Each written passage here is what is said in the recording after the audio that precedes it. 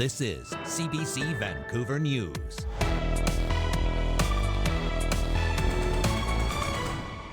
Some dormant wildfires are smoking once again, driven by the ongoing drought conditions. Even with some snow on top or a little bit of rain, it's sheltered, it's insulated, and as long as there's enough oxygen, it'll continue to burn. It has officials preparing for the start of an early wildfire season. The low snowpack has some South Coast ski hills thinking outside the box. We'll continue to come up with new and creative strategies to make sure that we've got snow where we need it, when we need it. How skiers are making the most of the warm winter weather and shattering stereotypes. There's a lot more females wanting, to do this as an exercise, just to get fit, just learn the culture of the dance. Why more women now have a roaring passion for lion dancing, a traditionally male-dominated dance form. Good evening. Thank you for joining us. I'm Janella Hamilton. Driving down the highway in northeastern BC, you may see an uncommon sight for this time of year, wildfire smoke billowing into the sky. But it's not from a new blaze. As Joel Ballard explains, the smoke is coming from last year's fires that temporarily went underground, and that's raising concerns about the wildfire season ahead. 2023 was BC's most destructive wildfire season. It was pretty rough. There was a lot of smoke for sure. It was horrible. We had it last year. I'm a log truck driver, so if I'm out there, I see it. So I know how bad it is. While the season may be over, some of the fires are still burning. Due to the lack of moisture we've received this winter, a lot of these fires are still sitting in the root systems below the surface. They're called holdover fires, or sometimes zombie fires, quietly burning out of sight. And if it's very dry and the fire burns into that fuel complex, that part of the fuel bed, it can get established down there. And even with some snow on top or a little bit of rain, it's sheltered, it's insulated. And as long as there's enough oxygen, it'll continue to burn. He says it can last for days, weeks, even months. Across the Prince George Fire Centre, holdover fires continue to burn. And some are coming out of hiding, producing plumes of smoke. You get something basically exposes that layer to the air. And of course, once it gets more oxygen, fire behavior will likely increase a little bit too. So, and if it's if it's on the edge of a large unburned patch, then once it gets to the surface, if the surface fuels are dry, then you'll get a larger fire coming out of it. Bergen estimates there are likely at least 1,000 holdover hotspots in the Prince George Fire Centre. 90% of them pose no risk, he says, because they're in areas where the wildfire has already burned up the available fuel. It's the holdover fires at the edge that he's keeping a sharp eye on. So that's our concern this spring, is that any of these locations that we see that are on the perimeter of these fires, at risk of starting or causing new areas of the fire to grow, we'll be going and taking action on those. It's been a dry winter that followed a dry summer and a dry spring. Snow levels are 39% below normal province-wide. Officials warning of dramatic drought conditions. The Wildfire Service says it's going to take rain and lots of it to douse the holdover fires. Back in Prince George, some are already worried about another intense fire season.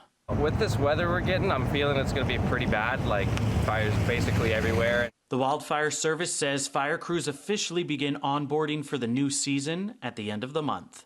Joel Ballard, CBC News, Vancouver. Extremely low snow levels are forcing some South Coast ski hills to get creative. New data shows local mountains have 60% less snow than normal. As David Ball reports, snow sport enthusiasts are having to take some extra steps to ski and board. Ski and snowboard boots trek uphill on what would normally be a downhill run. But it's the solution West Vancouver's Cypress Mountain Resort is using to stay open. A day after the province released new data showing a 60% plunge in local snowpack, with customers hiking between two lifts and then riding down at the end of their day. The end of their day, they'll hike back up here. On the left here, we have a download ramp. We'll have attendants that monitor folks downloading on the Lions Express, and that's what's going to take them down to the base at the end of their day.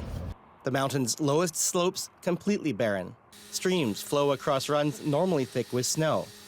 The resort's new high-tech cannons are blasting out a spray of fresh snow 24/7.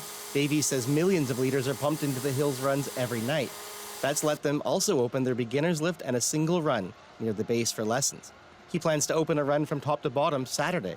Looks like we have snow coming in Saturday night through Sunday and some sustained cooler temperatures through next week, which will really support us running our snowmaking system and increasing the amount of runs that we have open. Resorts like Cypress and others nearby only offer pass refunds for shortened seasons to those who pay an extra fee.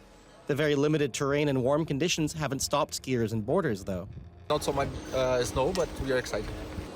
He says the fewer snow days this season have cost him. I think I lose some money this season, but okay, this is okay, doesn't matter. Let's go and have some fun today. Others are looking forward to more snow forecasted for this weekend. Last year I came up 20 times. I have a pass, and this is my third day this season. So I'm really hoping that the rain forecast for the city will be snow up here. It'd be great. The sub-zero temperatures and 10 centimeters of snow expected, hopeful signs for enthusiasts. But much more than that is needed to replace what heavy rains washed away last month. The resort hopes people come to enjoy what snow they do have for now, making the most of increasingly warm winter weather. David Ball, CBC News, West Vancouver. An update now to a story we brought you yesterday.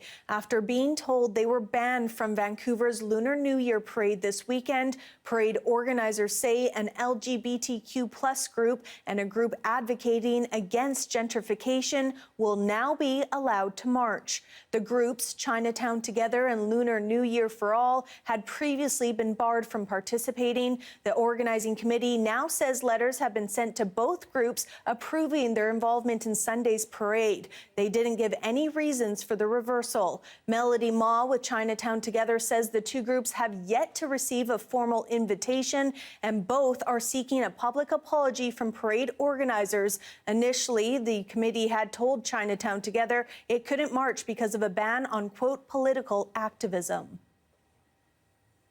Almost 110 years after the Kagad Maru ship was turned away from Vancouver shores, a new honorary street sign dedicated to its memory hangs on Canada Place, just steps away from where it would have docked. And while we can't fully erase the pain caused by the events of 1914, we remain committed to remembering our role in that tragedy, ensuring discrimination such as this never takes place in Vancouver or in Canada again. The Kagad Maru Place sign was designed by local artist Jag Negra to represent the detainment, harassment, injury, and loss of life of the passengers on board.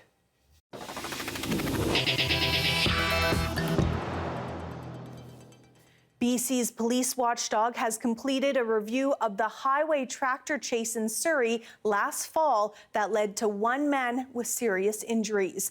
In November, BC Highway Patrol attempted to conduct a traffic stop of a farm tractor. Social media posts appeared to show the man was taking part in an anti-Soji protest, and there were anti-Soji banners on his tractor. According to the IIO, later interactions between police and the tractor led to a collision.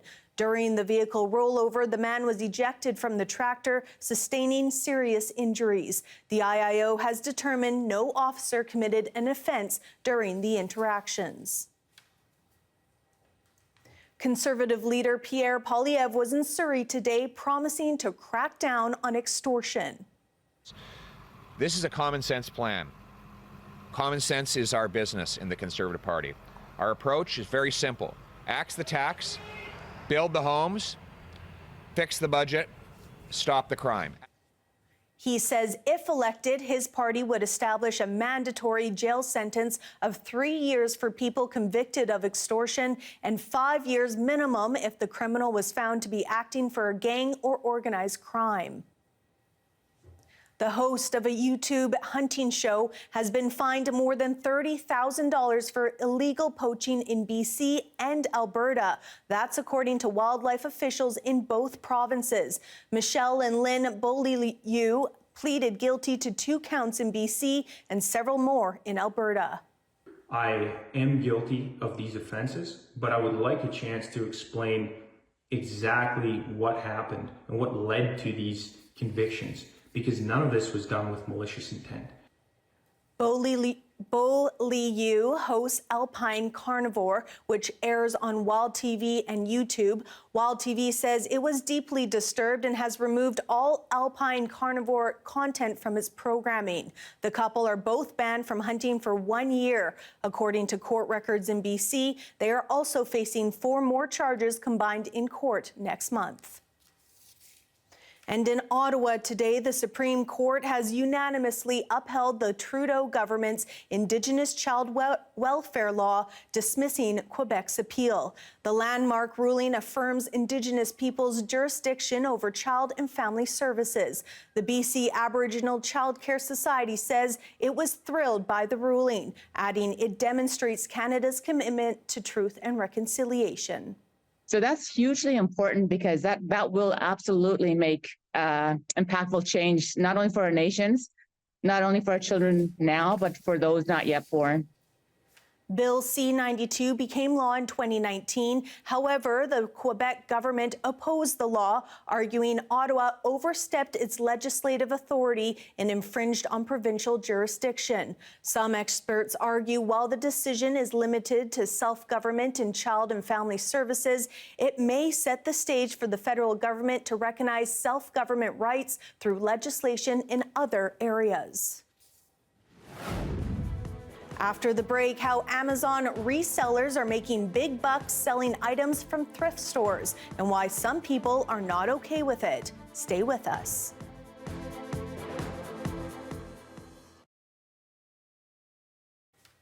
Thank you for joining our commercial-free live stream. A New Brunswick barber says he has mastered what must be the most talked about men's haircut right now, the Kelce cut. Named after Taylor Swift's boyfriend, Travis Kelce, although he's famous in his own right as the tight end for the Kansas City Chiefs. Our Colin McPhail volunteered to get a trim. My name's Colin McPhail. I'm the producer of Information Morning St. John. And I'm about to take one for the team and get my Kelce cut. All right, the Kelce cut it's basically a skin fade on the sides with a number 4 on top. So it's like a buzz cut skin fade. So I started my morning off with my brother-in-law walking into the barber shop, and he has the audacity to show me 2 photos of Travis Kelce. Like, bro, I knew you were trouble as soon as you walked in. This Travis Kelce has become a very popular name, I feel like, in a lot of people's households, not just because of the football, but in the women's lives too, with Taylor Swift and stuff. So I think a lot of like moms and wives are seeing this haircut, and they're probably seeing how low maintenance it is as well. So they're like, hey, why can't I make my husband look like Travis Kelce? You know what I mean? So they send their husbands in, but I can do that cut on everybody and it will look good on everybody, but don't expect me to put the muscle on you or anything like that either. I'll make you look as best as I can to look like someone Taylor Swift might even want to date. Yeah. What do you think Taylor's gonna think? Yeah, I think your wife better watch out. Might have Taylor in your DMs tonight. Yeah, that's how Kelce did it. So like Kelce's got the beard. Like, how important is that? It's like, is it a package deal with the haircut? You don't have to, but I think it is a package deal. You need the haircut and you need the beard if you're getting the haircut. If you want to go full Kelce, you need like a beard. Yeah. Or the mustache, like you said. But I haven't had that one yet. Well, night's young. Yeah. The Super Bowl coming up, people are coming in, and Travis being in there, and he's going to be a Super Bowl champion here soon. So people are coming in. They want the haircut. They want that Super Bowl champion haircut. All right, we're all done. How do you feel? Like a brand new man.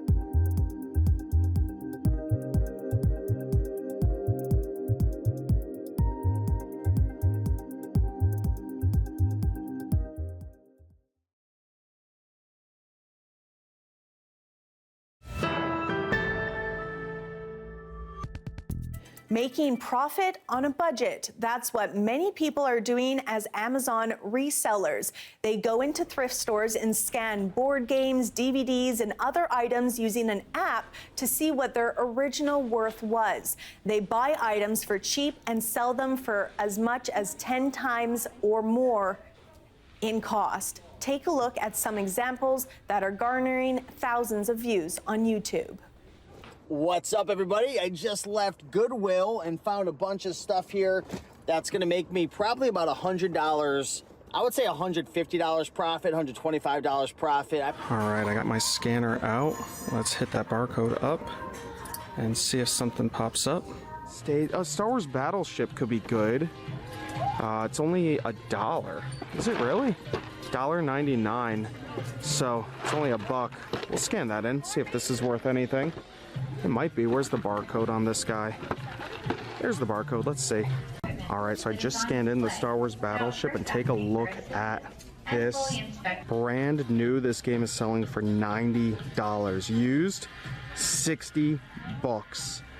Pretty incredible. We're going to grab that for a $45 profit. This trend has made its way to Vancouver, with the Vancouver General Hospital thrift store telling a customer to stop scanning items at the shop because it's disruptive and unfairly scoops items before other customers have a chance to see them. Amy Hanser is a UBC Associate Professor of Sociology, specializing in consumer culture, and she joins me now. Now, Amy, this is the first I'm kind of hearing about this technology. I know technology has really come a long way these days. What do you think of this trend? Well, I mean, it's obviously a kind of modern version of a really old practice, which is, it's often called arbitrage, where you buy something for a low price and you sell it somewhere else for higher.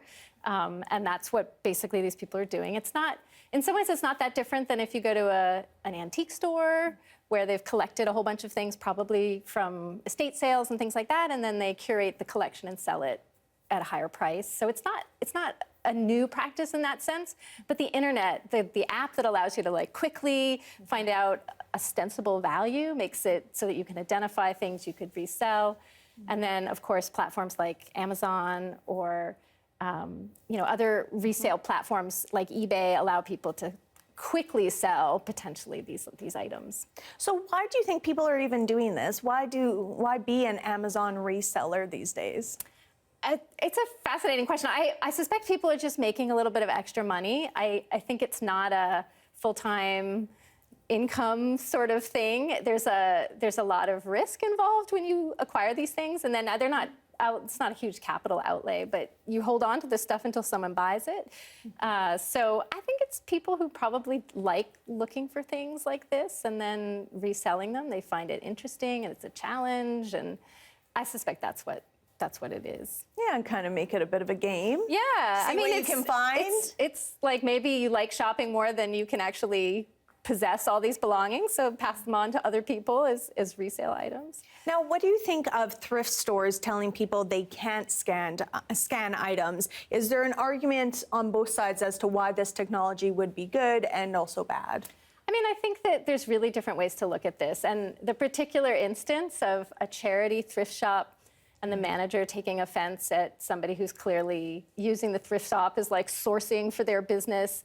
In a way that doesn't surprise me. It's like a kind of flipping, and it kind of seems like you're getting money for nothing, and this is a charity space, it's a nonprofit. There's this like person with an obvious profit motive who's suddenly in the space. And then I think the argument was that it affects what's available for other customers. Is that true? I don't know. I mean, you could argue that these people are moving merchandise through more quickly. I suspect thrift stores have more donations than they can display, but I could be wrong. In any case, I can also see the seller's perspective. Like, I'm moving your merchandise, I'm paying the price, right? Why the money doesn't matter if it's from that person or somebody else. So it seems to me it's fair for the manager to say this makes me uncomfortable, but it's definitely a moral judgment of whether this activity is acceptable or not. Very interesting. Thank you so much, Amy Hanser, UBC Associate Professor of Sociology. Thank you so much for your time.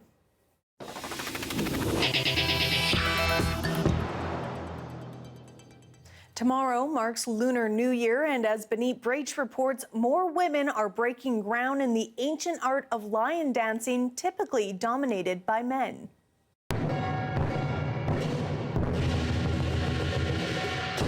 With a heart-pounding beat, this lion comes to life. An ancient symbol of good fortune, but these days, with a modern twist. Meet 12-year-old Tegan Lee. It feels like really exciting to just be in the heat of the moment and just practicing. But for centuries, it's been rare to see young girls and women lion dance. I think because it's a pretty strenuous exercise that you actually have to do. Typically, a lion head is weighed about nowadays 7 to 8 pounds. It used to be much heavier. The other thing is mostly about cultural taboos and also some cultural belief. So regarding women are not allowed, they're not encouraged to participate in kind of like rituals or also ceremonies. Those perceptions have been changing. This coach says in the past 5 years, she's seen at least a 70% increase in women joining both lion and dragon dancing. There's a lot more females wanting, to do this as an exercise, just to get fit, just learn the culture of the dance. The women's lion dance group. Here at the Hansing Athletic Club in Vancouver's Chinatown, women have challenged the stereotypes before. This photo in the local club shows an all-women's lion dancing team in the 1930s. It was extremely rare, and it probably did not happen in Asia, and probably even very few here in North America. Wong says these women lion danced to help fundraise for the ongoing war between China and Japan at the time. Their success eventually helped found this official athletic club for both women and men to lion dance. It was extremely cool. Decades later, women continue to follow in their footsteps. These dancers are preparing for their first Lunar New Year performances. Having that representation just informed me that it is out there for women to access, and it's not inherently any sort of gendered activity. From the fierce lifts, kicks, and jumps, these women are proud to keep pursuing a new passion for an ancient art. Benit Brach, CBC News, Vancouver. Here we have a live shot of Burrard Inlet towards North Vancouver. Darius Madavi will be with us next with our full forecast.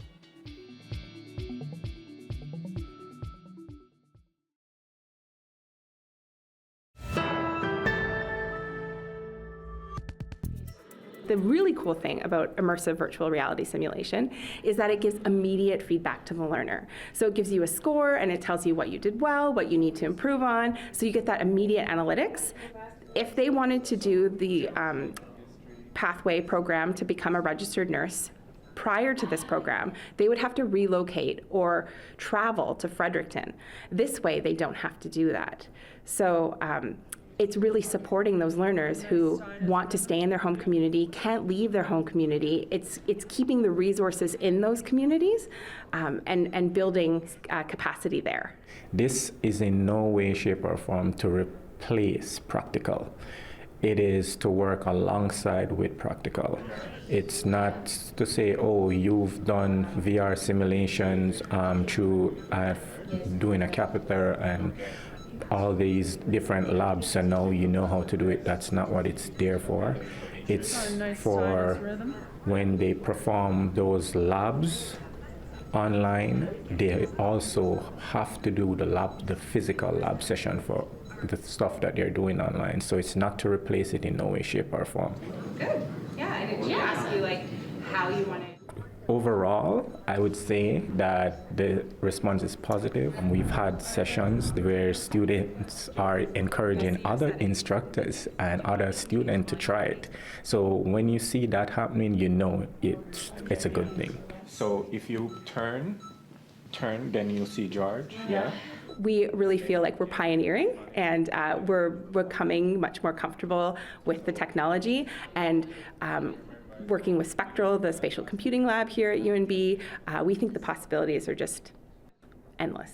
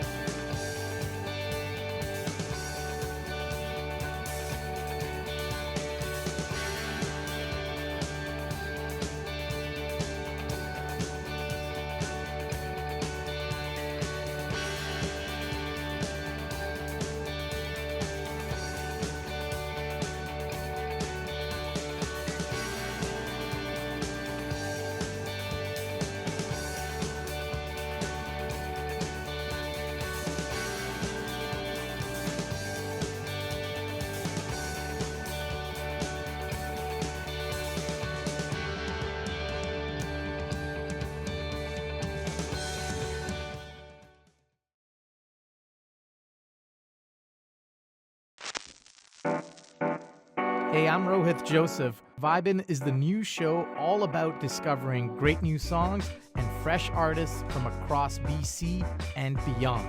Stream Vibin' on CBC Listen.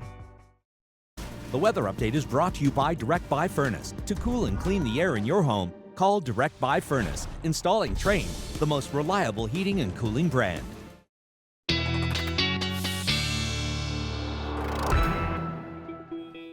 Darius Madavi joins us now with a look at our weather. Let's talk a little bit about that snow that I hear might be falling pretty soon. Yes, and much needed snow, to say the least. We do have a bit of good news on the way, but we are in quite a precarious situation with snowpack levels at less than half what we usually have this time of year across the south coast, and less than a third, at only 30% of normal on Vancouver Island. It's going to take quite a lot of inputs of snow for us to shift back to where we would like to be for this time of year. But with that being said, we got to start somewhere, and it looks like we got a bit of good news. Now, for parts, particularly in the northwest, we already this is where we're closest to normal, at 90% of normal. Still not even above normal, not a single place in the province. But down here on the inland parts of the north coast, we could still use some more snow, and there is quite a bit on the way. Snowfall warning in place, 5 to 15 centimeters coming. The highest amounts expected up near Stewart. And then we also have an air quality statement in place for Vernon because of a dust advisory, and that will likely remain in place until we get some precipitation there to bring that down, or when the wind patterns change. Now, in terms of precipitation, here is the timing that we're looking at right now. Plenty of snow coming still to parts of the province, going to continue to break in. We're seeing that in the central parts of the province on radar, but remember, we don't have coverage up here, so we wouldn't be able to see that. Now, on the south coast, currently going to continue spreading across the island, and then by tomorrow afternoon, we start to see it blanketing most of the island. By tomorrow evening and overnight into Sunday is when we really get that snow across the South Island and across the lower mainland, and that means some snow at higher elevations and rain for Vancouver and Victoria. Now, that snow continues to spread across the province into late weekend, and then by early next week, we start to calm down a little bit for what is right now looking like a couple more dry days, some sunnier days, but again, that could change as we get through the weekend. In terms of temperatures, they are starting to come up in the north, and so we're starting to get a little bit more moderate through the weekend, but that should change into early to mid next week. And then in terms of conditions across the province, pretty active right now. You can see plenty of snow. A lot of this is looking pretty likely, but with that being said, around Kamloops in the southern interior, looking a bit drier, just a chance of precipitation there. If we look at our local mountains here, just really quickly, a bit of good news in terms of that snow coming there. And in terms of a 5-day forecast, we are looking at some rain this weekend, but again, drying up a little bit into early next week as temperatures stay just a little bit above normal. Thanks so much, Darius. That is your late news for this Friday. Thank you so much for watching. For news anytime, visit our website, cbc.ca/BC. Your next local news is on CBC Radio 1. That starts tomorrow morning at 6:30. Have a great night.